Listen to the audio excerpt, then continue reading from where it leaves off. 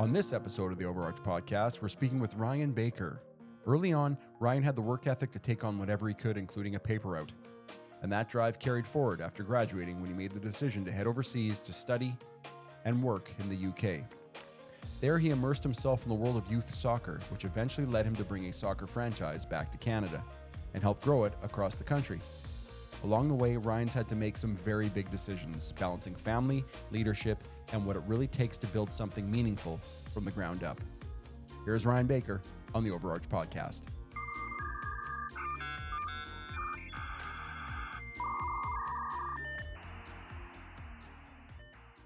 Ryan Baker, thank you so much for having the conversation today. So basically, welcome to OverArch. This podcast is it's in its infancy stages, and it's really just to take a look at your sort of career path and your life path, where you are today and sort of how you got here, because I know, like many of us, we don't know what we're going to do in our teen years, and but we always have these odd jobs and these career choices and stuff. So do you want to just start with maybe just give a bit about what you're doing today as far as your career-wise? Maybe are you a father of how many? Just give me an idea. Like, I've never met you before. We've known each other for a while because through squash here in the community, and it's been an incredible time. We've got a lot of other stories not suitable for the podcast, but we'll keep that going. So Ryan, tell me a little bit about where you are today in your life and how things are going.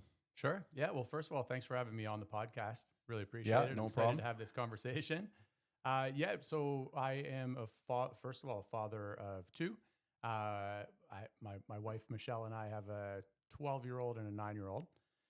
So yeah, I mean, the pace of my life is kind of dictated by those two, running them around activities, getting them involved in sports, school related stuff.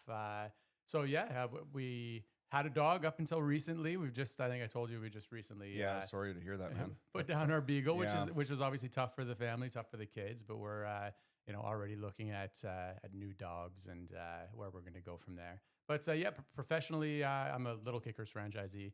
So my work, I work from home. I run a business which is basically running Little Kickers, so soccer programs for young children across the Fraser Valley, and that's gradually expanded. So we're running in a bunch of different areas around Vancouver, North Vancouver, that kind of thing. So you've grown. It sounds like you're at your point in your life now. You're balancing the family and the career and the looking for the pets, things like that. So if you look, let's start to look at your life kind of as you've grown to this point. Would you say, actually, before I go there, would you say now, how are things going managing wise?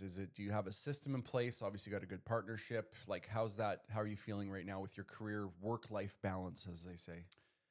Yeah, well, we're in a pretty good place right now, and it's changed a lot, which I'm sure we'll talk about in a little bit. But we've built from doing everything ourselves. So my wife was quite involved in the business before we had kids. She kind of shifted a little bit once we started having kids, and she took over a lot of that stuff. But when we started, it was very much, you do everything. You coach every class. You do all the accounting. You do all the marketing. You do promoting. You look after the coaches, like every aspect of the business you're doing. So over the years, you kind of learn how to delegate a little bit and the benefits of doing that with your business. So yeah, currently, the work-life balance is great. I work from home. I've got a really good team of people that work for Little Kickers that do different areas of the business that just allows me to work from home and focus on some more kind of long-term related things with the business, some of the things behind the scenes that need to be done in order for everything to kind of tick. So yeah, I work from home mostly. So I've got my computer, I've got my cell phone, and work from home kind of 8 to 4 kind of thing, help out with the kids a little bit when they get home, coach my kids soccer, that kind of thing. Nice. So you had, it sounds like in this journey with Little Kickers, there was a time there where you're doing everything. There were some stresses involved. I'm sure we'll talk about those, the ups and downs of being an entrepreneur, which is fascinating. But, like myself, as the projects I do, just got to stay even keeled and one day at a time. I'm sure you can agree to that. Sure. How was it like at the beginning, starting your franchise? Yeah, so the beginning with Little Kickers was pre being a franchisee. So I worked for Little Kickers head office at the time in the UK. They ran. I think when I started in 2007, there were maybe 20 something franchisees, mostly around the UK, and it's built up a lot over the years. It's in quite a few countries around the world. There's hundreds and hundreds of franchisees and stuff now. But yeah, at the time I worked for head office, so I was just there to kind of learn about Little Kickers, learn how all the different facets of the business kind of went together, how different franchisees ran their businesses in different ways, what was effective, who was successful, why were they successful. So my job when I started over in the UK was the director of coaching, and I was in charge of quality management. So visiting franchisees, making sure that their classes were running smoothly, that they were doing the things we wanted them to do, giving them feedback to kind of help them out. But also, yeah, kind of learning and helping the business grow and working on the product itself, which was the coaching, the games, the session plans, just trying to help franchisees run the best soccer classes that they could, or football classes, I suppose. Yes, football.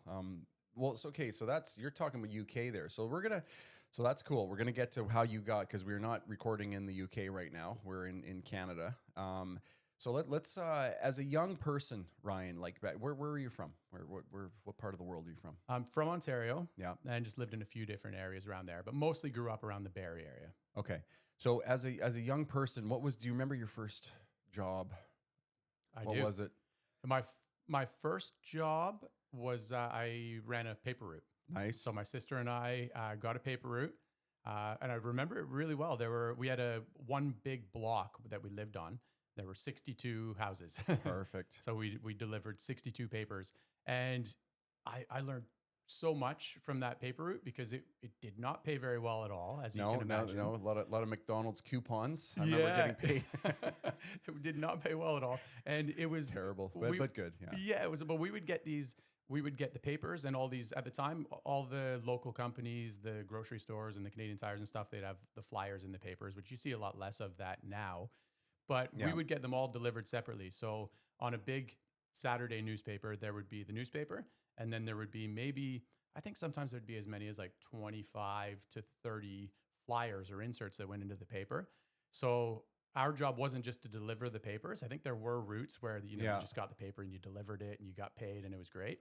But no, we had to set it all out on our dining room table. So we'd open up the newspaper, and we'd have a pile of each of the different flyers. So you'd go and grab one of each of the flyers, put it into the newspaper, and then we'd kind of roll it up, wrap it up in an elastic. Yeah. And then once we had all that done, then we could actually go out and deliver the papers, and basically. Then, and you wouldn't throw them at the house, you'd deliver properly, I imagine, right? I think we were pretty good for the most part. There were probably some times where I was in a hurry to get out and play road hockey where, maybe wasn't as efficient as other days. So what age were you when that was happening? I started that in grade 4. So whatever that is, I don't know if that's 10 years old. So, okay. What is that? 10 years old, I think. I think so. My sister was a year older than me. Okay. Yeah. So this was after school. You'd lay everything out. We had an assembly line in process. Were the parents involved in this? Were like, hey, you guys want a paper route? Or they probably maybe helped you a little bit at the beginning, but just as you guys got in. Yeah. Okay. They probably set it up at first. Like, I don't think we would have had any idea about the job, but kind of set it up like, oh, do you guys want to do a paper route? Sure, we can make some money.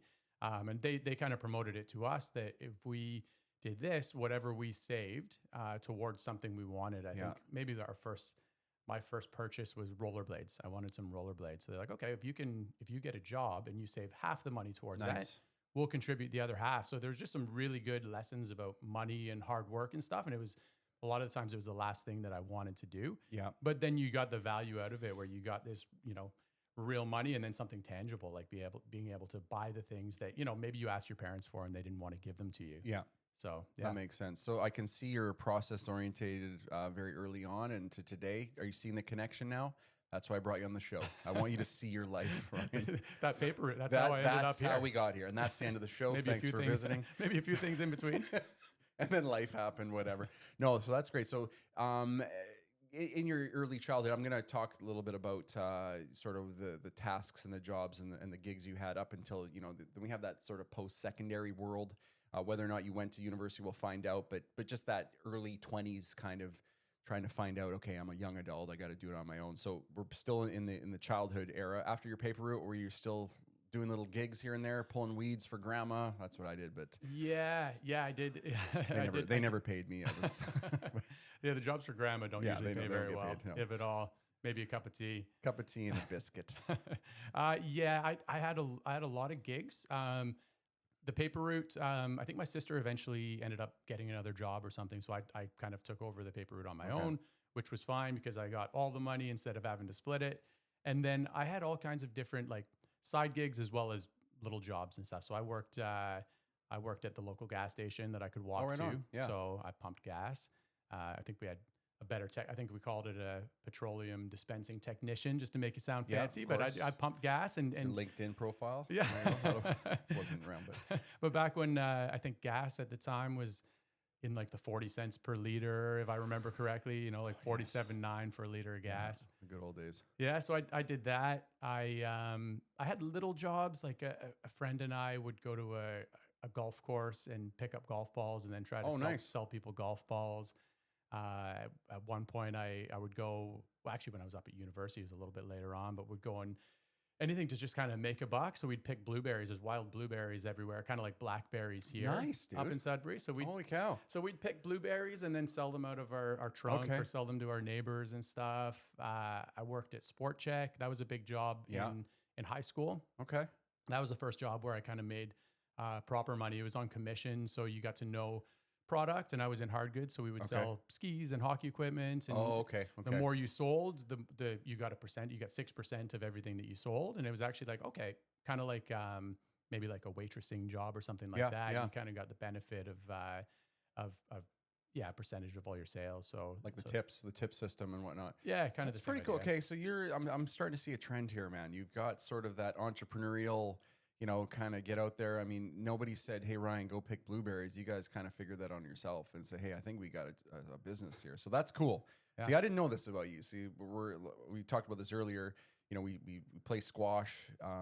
Just to be clear, that's not a vegetable. That is a sport. That's you can Google that. We're not going to get into that here. It's a real sport. It's a real sport, and we're both sore because of it. I'm sure you were. Anyways, I'll digress. But I forgot my train of thought. Oh yeah, sorry. The blueberries and just having that that sense of entrepreneurship. It's kind of I can see that sort of coming to fruition here.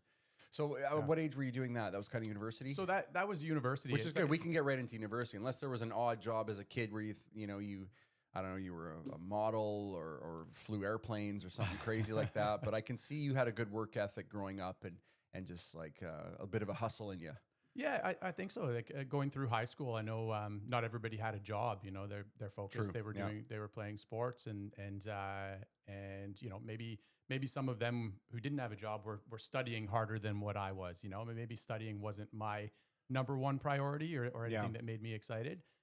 So yeah, I was out there, you know, trying to save and by high school I knew that what I was trying to save towards was university. I knew I wanted to go to or college if it worked out that way, but work towards saving some money for university because I knew that was going to be expensive. And then come university, I mean, picking blueberries seems more of like a job that you would do when you're really young. Yeah. But when you're living and paying your own bills and you figure that out for the first time, you know, you move away from mom and dad and you realize, okay, yeah, I kind of respect what they were doing for me. Now I have to do that for myself. Yes. Even something like that where you sell, you know, a quart of blueberries for $5, it's like, okay, that's cash in hand. You know, now and good for you, man. Whether that was groceries or, you know, justify having a couple beers at the pub.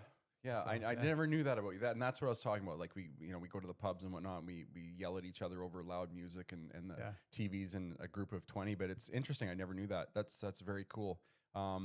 So in the university years, I want to bring up because I know with Little Kickers we talked about earlier. That's football related. What were you like as a kid with the game of football? Yeah, so tell me about that. I played a little bit of everything growing up. I mean, it's another conversation, but you see a lot now. Kids get into sports and they're kind of encouraged to play one sport year round. Yeah. I think that was less of a thing. Even the better athletes in their main sport typically would play something else in the off season. You know, it wouldn't be play hockey in the winter and then play spring hockey and summer hockey and just get back into fall hockey. Yeah. The hockey players played either soccer or baseball during the summer. Yeah. So hockey was a big sport for me growing up. I think my parents put me into like a kind of a fun toddler hockey thing when I was like 3 years old. Okay. My parents tell a story about how my sister and I were in this program, and we didn't do very much. We'd sit in the middle of the ice. We had helmets and sticks, and we'd take turns hitting each other over the head with our hockey sticks. So I think that's what hockey was for me at 3 years old, which you could almost expect something like a scene that. from the Flintstones. I mean, that's dating myself, but Yeah. bam, bam, that's crazy. Yeah, so that was hockey. That was hockey for me and my No sister. At least from the concussion start. protocol whatsoever. I wouldn't apparently. think so at the time. Oh my gosh, I wouldn't think so. It was different back then, for sure. It wasn't that long ago, but yeah, definitely different. It was different. God, But yeah, hockey, played soccer.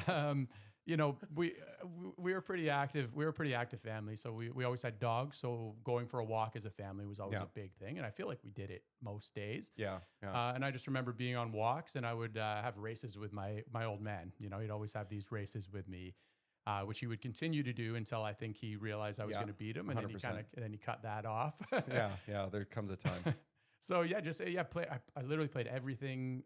Played everything in elementary school and high school. Just enjoyed playing a bunch of sports. Enjoyed being active. Enjoyed running, it kind of shaped where I went with school and with my career. Yeah. So that's a great segue here, because now let's say we're in school. I mean, you're hustling. You're paying for your career.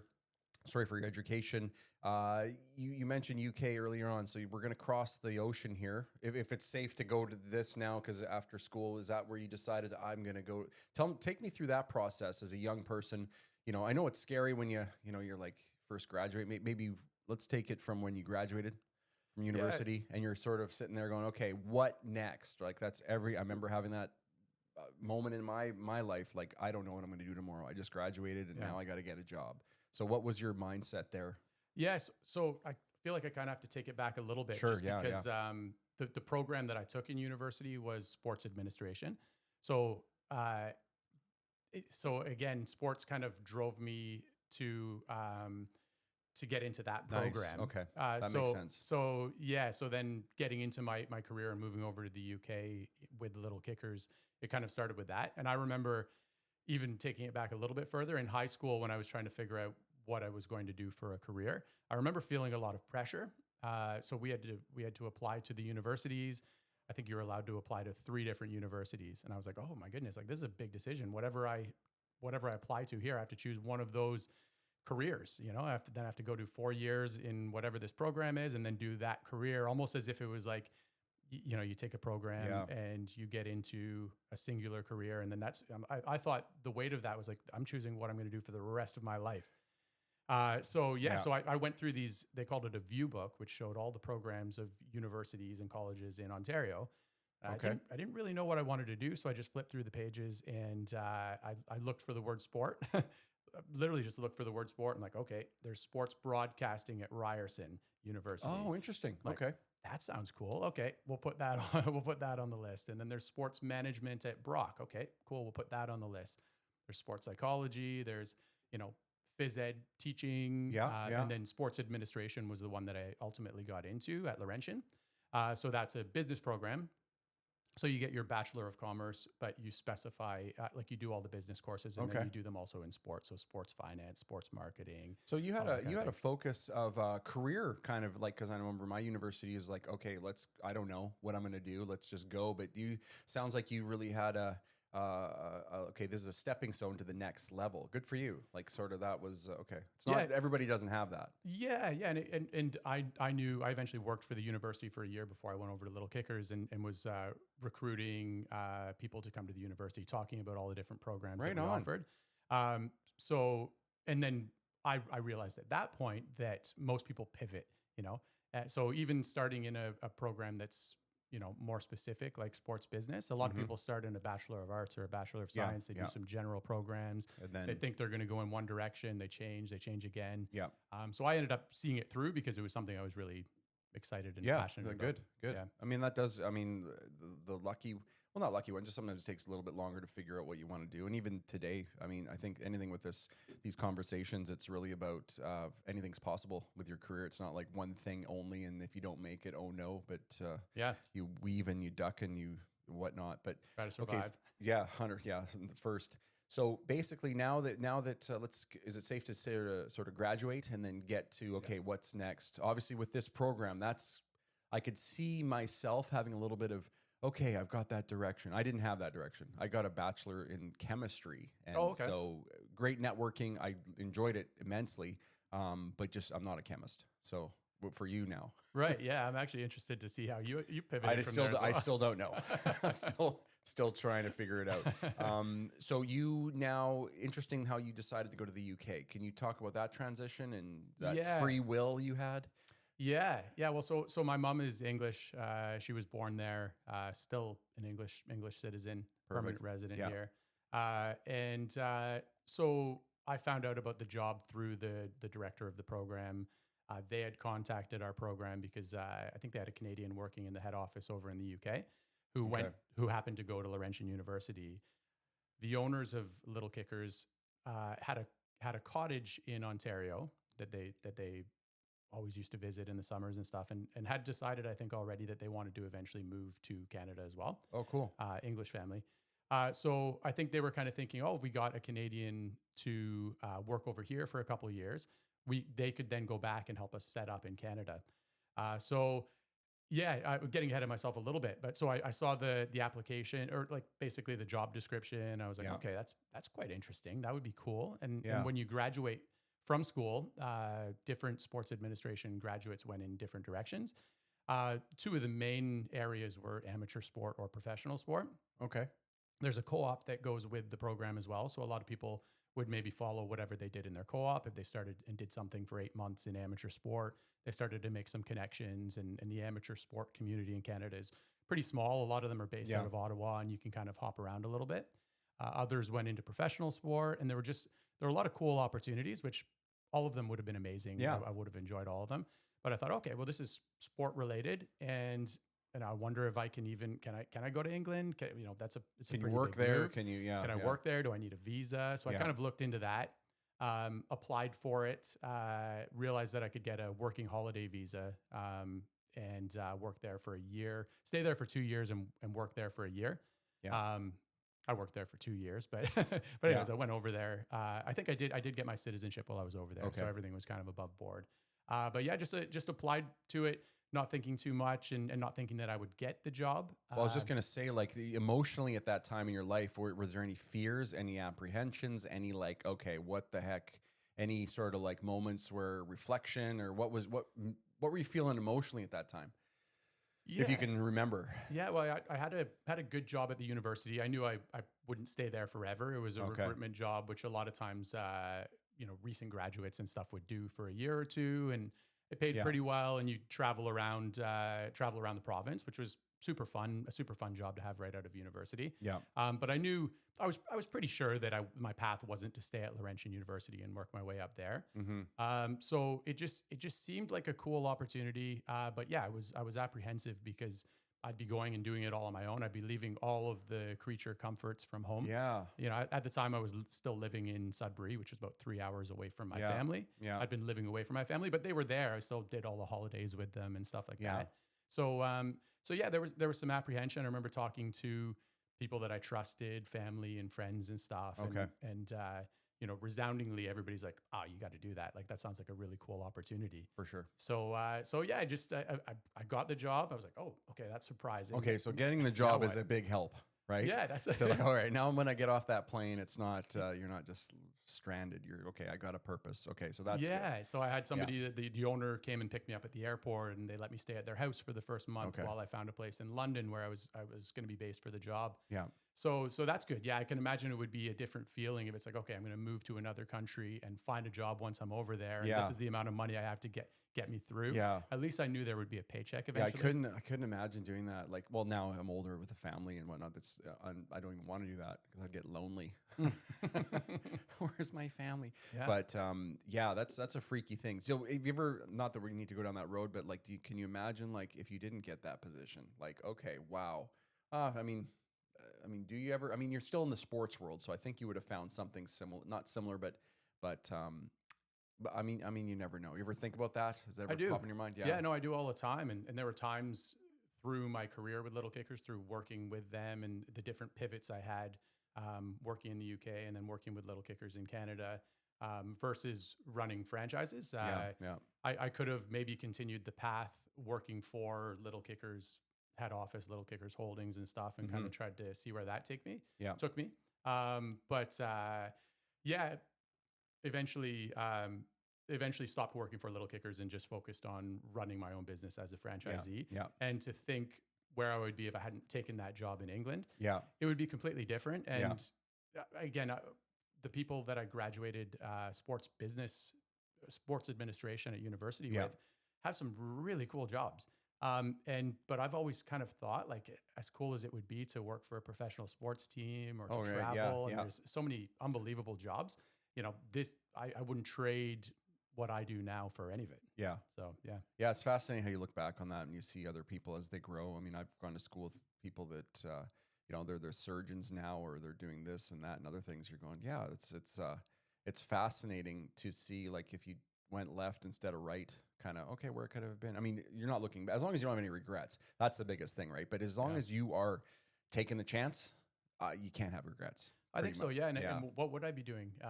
Probably something to do with sports, but you never know. Like maybe sometimes people that you're looking for a job in a certain area, and you get a job in another area, and there's promotions and career opportunities and stuff. So you just find yourself in a totally different space, and that probably would have worked out fine as well. No, absolutely. And plus you had that work ethic as from a 10-year-old grade 4 to help you along, right? I've been working we're for making a while. the connections. You have been working for a while. I should also mention, I did, by taking the job in the UK, that's where I met my eventual wife. That's where I met Michelle. So had I not taken that would have looked completely different. So and your kids and whatnot. So you realize there's no regrets then. Like once you kind of meet, it's interesting because once you meet your spouse or your partner in life or your best friend, I mean, they get all the titles. It's one of those things where you cannot imagine your life with, like, what it would be like without it. You just can't. You don't want to. You're thinking like, wow, it's just such a weird coincidence where I don't know with your spouse, if it was a serendipitous moment, like you spilt coffee and then you started talking and you bought her a coffee. I don't know if it was that type of situation or if it was arranged marriage. I'm not sure. I mean, you never know. So I don't want to go down that road, but how did you guys meet in the UK? If you don't mind, just quickly hitting on that, because it is part of your life. It is part of your career. I mean, whether you like it or not, your spouse is your partner, kind of helps you guide the rest of your life, right? Yeah, so absolutely. I think maybe this podcast does need to have that element in it too. Yeah. Sure. Oh, for sure. Yeah. Like, basically, when you move to another country, or at least what I found, and talking to other people who move to other countries that are maybe even more difficult, that speak a different language or are culturally a lot different than what England is to Canada. I think that transition was pretty easy. They speak the same language. They have some different slang and they have a different accent, but kind of the same. But you still kind of, you've got friends of friends who are like, oh, my friend is in London. You guys should connect and have a coffee and stuff. So you still end up connecting with friends of friends. So I had this network of Canadian friends over there, which were awesome. We did all kinds of fun stuff together. And it was kind of through that network. So it was cool.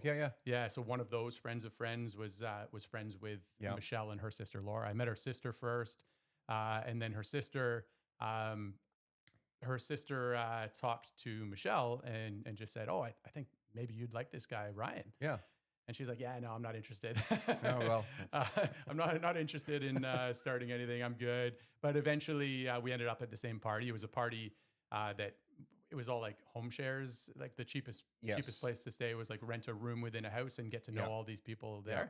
So then we had this house party, the sports themed house party, and her sister convinced her to come out. So the two of them came out and we hit it off really quickly. Right on. Yeah, I had just got knee surgery on my right knee for, I think it was meniscus at the time, but I was in crutches and I couldn't drink or anything. So I was pounding Red Bulls that night, but we hit it off and started dating after that. And she She eventually, I went back to Canada first, and she eventually came back and, Okay. and followed me back, and then I followed her out here to PC. So let's while you're at Little Kickers in the UK, let's get talk about the career move to get back to Canada. So what was, I mean, you're in the facility, you're understanding the business, right? To go Yeah. back, and you must have had a moment here where it's like, okay, I'm getting used to the admin, Little Kickers, but Mhm. you decided to do your own franchise. Like that's what was that transition like, and what was the opportunity that was presented, or did you initiate it? What was that like? Yeah. So as the director of coaching, it was a salaried position. I had my responsibilities Yeah. that I needed to do there. Pretty soon after getting there, I would say within the first maybe 6 months, there was an opportunity to take over running a franchise in London, not too far from where I was living, on behalf of head office. Okay. So they said, "Oh, okay, Ryan, we have a need. We need somebody to look after it. You're not too far away. You'd be managing the coaches, managing some of the admin, that type of thing. Yeah. Would you be interested in doing it? And we'll pay you a little bit extra money." So, uh, yeah, the extra money was huge, obviously. Yeah. Yeah. Every little bit counted.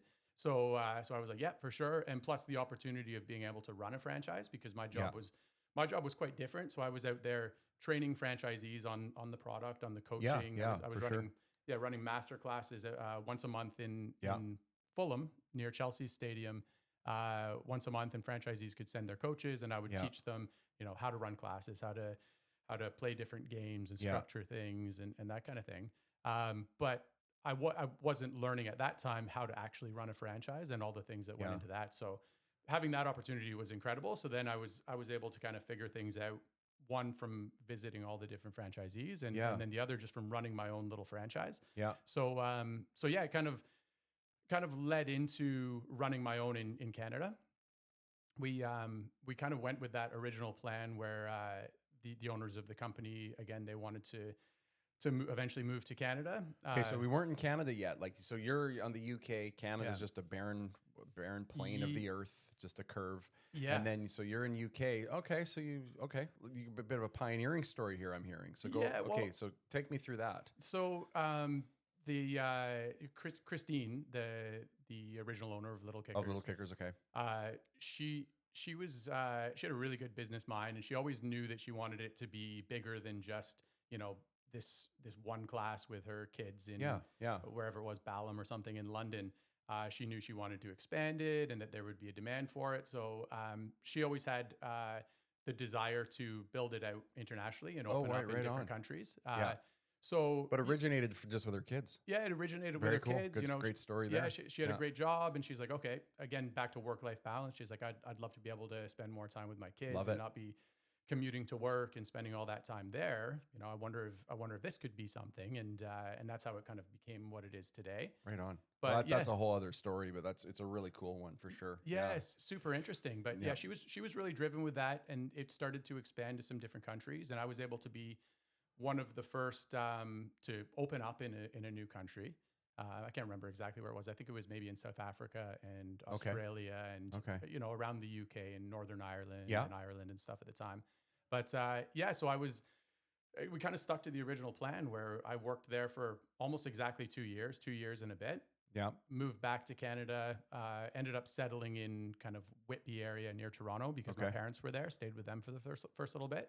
So that's where Little Kickers Canada started, and I was in charge. They were still over in the UK. I was in charge of basically being the head of Little Kickers Canada Franchising Limited. Right on. So ultimately opening classes, showing people what we were all about in different pockets, with the idea that we would eventually sell off all of those classes as territories with some classes and some existing stuff running in them. So yeah. Very strategic kind of idea. Like, okay, so now as your career moves, you're kind of now in a strategy of bringing. So we've crossed the pond, I guess they call it. Is it the pond? Is the Atlantic Ocean? Crossed the pond. Crossed the pond. So now we're in Canada here. So that's in Ontario, right? Just we're in British Columbia. We're on the opposite side of the country, pretty much. So is it safe to say, it's working well in Ontario? You're getting some good feedback. What was the initial sort of pressures that you were under as a career? Like, you're bringing something brand new. Yeah. It's not. You got to do some marketing. You got to do some like hustling here. There's some, cash flow isn't coming in right now. So Yeah. what were you going through with that? And okay, I'm gonna hop the pond and let's go Canada. Take me through that moment. Yeah. So, there was some pressure, obviously, because it was kind of solely on me. I would say at the time, like I had the support of obviously of people in the head office over in the UK, Yeah. but we kind of just, or I kind of needed to just figure it out on the ground. Like, how do we let people know that who Little Kickers are, that we're running classes nearby? First, you have to find some venues and stuff like that. But where do we open our first venue? How do we Yeah. expand from there? How do we get people in? How do you get And the space? Like, yeah, like all that. Yeah. yeah. So yeah, there was quite a bit, and it didn't. In some areas, it took off really quickly and did Yeah. really well. But at the same time, I needed to try to justify the salary, which wasn't a huge salary, but it was still a salary that the UK business was paying Yeah. me before there was any type of income coming into the Yeah, business. So yeah. there was a bit That's of good. pressure Yeah. Yeah. for me to Make it work. Yeah, to build the business enough so that it was paying my own salary was the first hurdle that I needed to get over. But the two of you, you and your spouse, you decided when you were over here, you both were active in building this, or what? How did that No, transition? so basically she came back a few months after me. So she Yeah. continued her job in the UK for Yeah. a while with the idea that she would move back to Ontario. I see. Okay, that's eventually. right. Yeah. Yeah, so she wasn't involved with Little Kickers at that So time. you go over there, make it work, Yeah. and I'll come and help Yeah, I'll when it's ready. I'll come and follow. So Yeah, love it. when she came over, at that point, it was a few months in.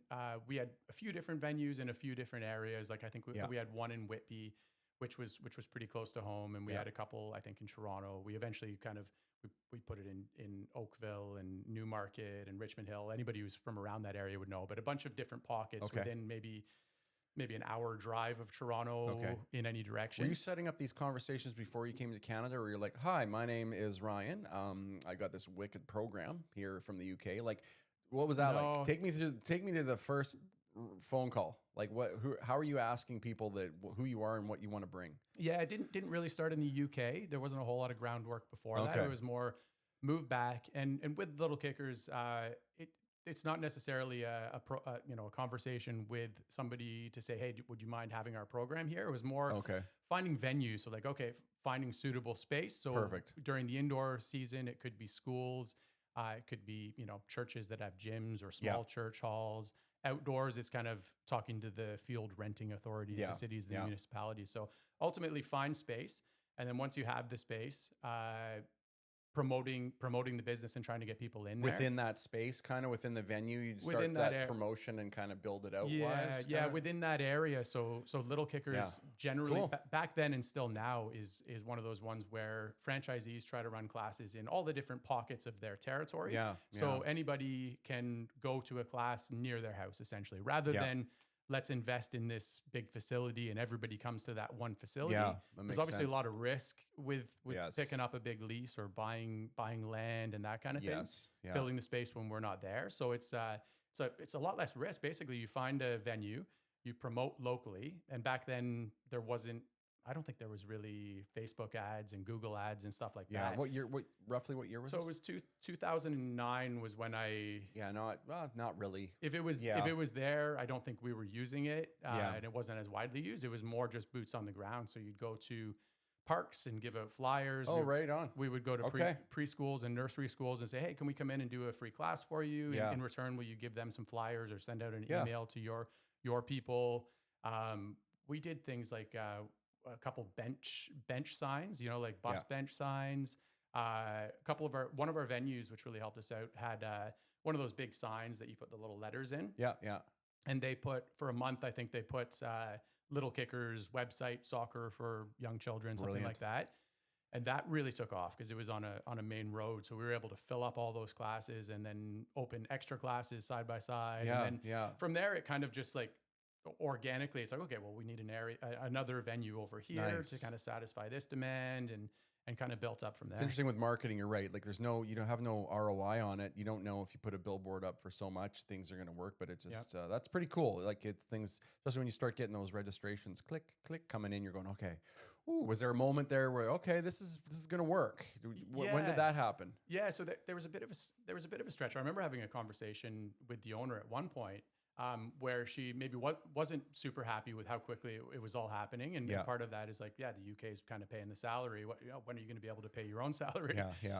So there was a bit of pressure there, but it started to take off more and more. I guess the more people that were coming to the classes, and we were running really good classes, they would tell their friends, and it was the biggest thing was really word of mouth. And my focus was making sure the classes I was running, I knew I could run a really good quality class, and the ones I wasn't running was just making sure that the coaches were up to speed and they were running something, as good as what I was running. So they were chatting to the parents and making sure the kids were active and having fun. Yes. And the more great classes we ran, the more word of mouth kind of took off. It's funny how that works, eh? If you have a good product, it's like restaurants or anything. It's like, if it's good, it'll find a way. I mean, even today, like I know it's all digital now, but you had a really grassroots marketing campaign, which is awesome. It's still effective today. I think now more than ever. I think there's so much digital now. I think that, the bench, just the word of mouth, doing the classes, the handshakes, the face-to-face is so, you build that trust a lot faster, I think, than ads. But obviously you have to have the ads and the Facebook pages now, as I'm sure your marketing has changed. Yeah. So, okay, so it's working. Sounds like people are liking this program, Ryan. Good for you. I'm proud of you. Thank you. But that's in Ontario. Yeah. So obviously then word gets back to UK that, hey, this thing's picking up in Canada now. Mm-hmm. What happened then? Were you then a franchise? Were you a franchise owner then at this point? Yeah. So So when Michelle came over, she left her job in the UK. Okay. As part of the agreement with me starting over in Ontario, I got a franchise as well. So the idea was that I would continue working for head office, running Little Kickers Canada, and she would operate our franchise. And we were given the option basically because nothing had been sold at that point. You can have any territory, whatever. And we ended up buying a little house. We bought our first house in Oshawa, which was dirt cheap. We were able to buy a detached house for $150,000. So pay all the expenses, the mortgage, everything added up to way less than what we would have paid for rent. So it was a really good opportunity. Yeah, that is amazing. Which is crazy compared to what now what today. Now. It's not even. That was just it's a fever dream now, my friend. Yeah, it really is. But yeah, we were lucky to be able to get on the market for a reasonable price. That's and cool. So we decided to take the Oshawa franchise. And funny enough, the owners are like, Oshawa, like you can choose anywhere. Are you sure that's where you want? And it's it's a suburb of Toronto. It has a reputation amongst people, but maybe it wasn't going to be the most lucrative, but it's a bedroom commuter community, and there's industry and it was close to home. So I'm just like, I don't really care what franchise I have. If we're going to run it, it makes sense to be able to drive 5 minutes to the venues to coach them and to kind of be actively involved. But we could have got some of the more better demographics and stuff in Toronto or Oakville or whatever. But anyways, Michelle came over and she ran that, and I ran the Little Kickers Canada. Eventually, one of the owners came over. He had quit his job in the UK, and when they moved over, he got involved as well. So the two of us did it together. Right on. And long story short, the transition from Ontario to BC, Michelle, my wife's mom, was not well. She had been going back and forth quite a bit to kind of help her out. And we ultimately decided, like, okay, what's important? Let's be close to your mom. So we decided to move out to BC. Okay. So at that point, Little Kickers didn't exist out there. So there wasn't really an opportunity for me to continue my job with Little Kickers Canada, working for them. So at that point, we decided to pivot and just be franchisees. So, well, it's good that what I'm hearing though is nice is kind of, you come to that point in your life where, what is important, right? Family. I mean, that's a massive decision to make, but it's kind of an easy one, I think, like for a lot of people, right? You just want to be close to especially as we get older, right? Your parents are so important. They kind of raised you. So that's good that you decided, okay, what was first? Family, we're going to make that decision based on that. So we're going to come out. So that's, that makes perfect sense for sure. Yeah. I mean, ultimately we knew at the point we made the decision, we knew it was the right decision to make. We knew it meant there was, some risk because we're now once again, like Michelle did when she came from the UK to Canada. It's like, okay, we're giving up this salary that we know is there and we don't have anything. Okay, where can we take that? What type of anxieties or stresses or 3 a.m. wake ups and cold sweats? What are we feeling here? I've had I definitely did have some stress around that decision and Yeah, the yeah, transition from having a job and being paid by somebody else to just wholly looking after myself with the yeah. business. So there was definitely some stress and stuff like that. Um, but ultimately we got out, and I had already done it a couple Yeah, times.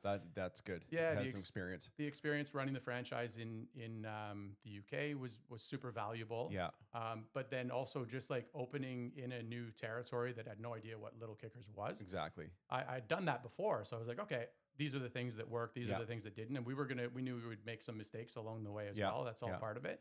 But we were able to kind of build things up pretty quick and just Okay. kind of continue to grow. So Very cool. That's the entrepreneurial spirit. So you're in BC, um, looking for spaces, right? yeah, What part of yeah. British Columbia? Where did you guys move to again? I forget. So her family grew up in Harrison Hot Springs. Okay, So yeah, yeah, not not far far from where from here. we are Yeah, in we're in Chilliwack. Chilliwack. Yeah. Yeah. So we went and we stayed with her mom And what in year was Harrison. this roughly? This was 2000.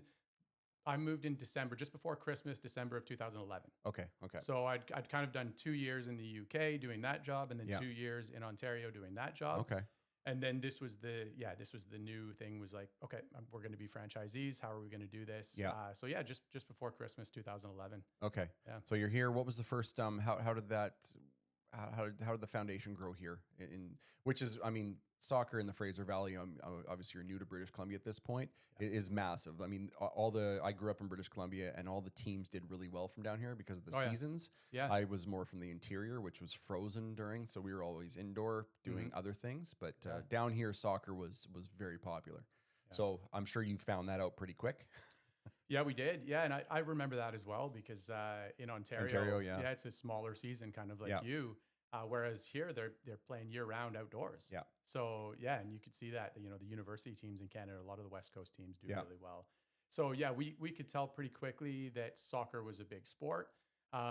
Little Kickers in all the areas that we started up, it was still pretty new to start soccer that young. There's more and more people that do it in that space and start at younger ages now. Yeah. But at the time when we started in Ontario, and even at the time when we started in 2011 here, Okay. the soccer clubs were still kind of starting at about 4 years old, I think. Okay. Whereas we started a year and a half. We Oh, wow. Yeah. we get the kids out there with their parents, kicking a ball around, having some fun. That's So got to we're- be yeah. hilarious. It That's is. got to be fun. Yeah, it does. It doesn't look like soccer how Yeah. you normally imagine it. Yeah. It can They're be not structured plays. There's not a. That's. I no, can't imagine. I didn't no. realize the age. That's pretty cool. Yeah, That's pretty wild. very unstructured. Yeah. A lot of running around, a lot of kicking, A lot of fun though. Parents are just loving it. crying, Oh, for sure. laughing, screaming. Accidents, all kinds of stuff. But it's all part of the fun. Yeah, that's But- fantastic. Yeah, it's great. But yeah, we saw that there was a big demand for soccer in the area, and Yeah. that we were filling a space that other people weren't really filling. That you couldn't start soccer certainly at a year and a half, Yeah. but in most areas of the territory that we first took over, Yeah. probably not even at 2 or 3 years old. The opportunities came in a little bit later. Oh, that's so cool. So yeah, people enjoyed our kind of pilot classes and stuff, and they told their friends. And because Michelle was out here, grew up out here, Yeah. some of her old friends would put their kids in. We were kind of at a time where they were all having kids and Yeah. stuff as well. Yeah. So that was great, and they were amazing at not only putting their kids in, but telling their friends about it, and it kind of just built up in that way. That's so cool, Ryan. Really proud of you, man. I didn't Thanks, know man. this about you. It's good. I like to hear these stories. That was a fun journey. So what? It's still going, man. Yeah. It's not done yet. It's not over yet. So take a moment here and look. What sort of traits did you pick up along the way, maybe, and that kind of helped you? Yeah, like, is there any moment that sort of stands out where going through that really helped me? And we're doing pretty good. We're at 50 minutes, so we're flying here. Oh, nice. Basically, and then I'll ask you again, like, what advice would you give yourself? But can you look back now on the journey we're up to this point and sort of reflect on moments that built character that really helped you get here? Well, anything, if at all. I'm not sure. I know think about it if you have to. I know it's on the spot here. Yeah, I mean, there's all kinds of times during the journey that I've had to build character, and times where you fail and feel maybe feel bad for yourself, or feel like you're not the business isn't progressing in the way it's meant to, or maybe shutting down a venue that just isn't working. So Mm-hmm. I wouldn't be able to pinpoint it on just one, Yeah. but there's just kind of lessons all the way along when you're running a business. That's I think one of the biggest ones for me. I got into Little Kickers knowing like this isn't professional sports. I'm not. You're never going to get rich off of this, but Yeah. if I can provide for myself and my wife and eventually my Yeah. family and do something that I really enjoy, and Yeah. also do something that I feel proud about, Yeah. which is getting kids active and playing sports is something I was always passionate about. The more people Yeah. that we can introduce to the sport, the better. Yeah. So I would say the biggest thing with expanding the network of classes that we ran and opening new territories and stuff was, again, I kind of touched on it earlier, was realizing that I can't do it all by myself. Yeah, that's And for sure. it's Yeah. certainly not the most effective way. I can't just be the guy doing everything. So as soon as you realize that, I think with any business and in conversations I've had with other entrepreneurs, Yeah.